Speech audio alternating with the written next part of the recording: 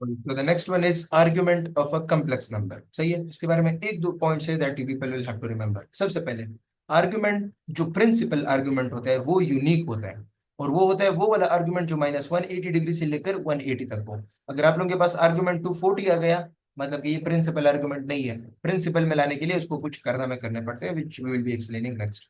Total infinite arguments हो सकते हैं। The arguments can be infinite, principal argument will only be one.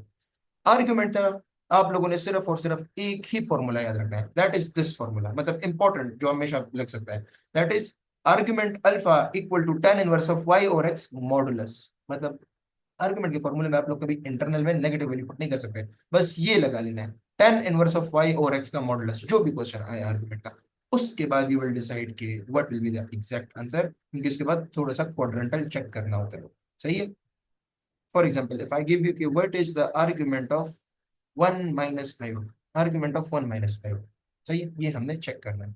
सो क्या कहते हैं, अब ये कौन से क्वाड्रेंट में x पॉजिटिव है y नेगेटिव है, it is in the fourth quadrant. तो फोर्थ क्वाड्रेंट में फॉर्मूला कौन सा लगेगा, माइनस अल्फा वाला। अल्फा का फॉर्मूला क्या है, alpha equal to tan inverse of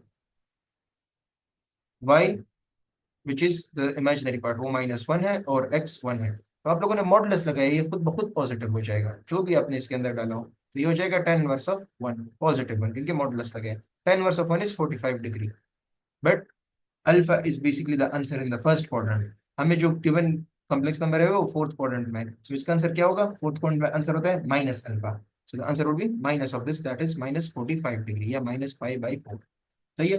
दूसरी बात ये कि फर्स्ट क्वाड्रेंट में आंसर सीधा होता है अल्फा, सेकंड क्वाड्रेंट में होता है पाई माइनस अल्फा, मतलब जो अल्फा आ जाता है उसको 180 से माइनस करना पड़ता है।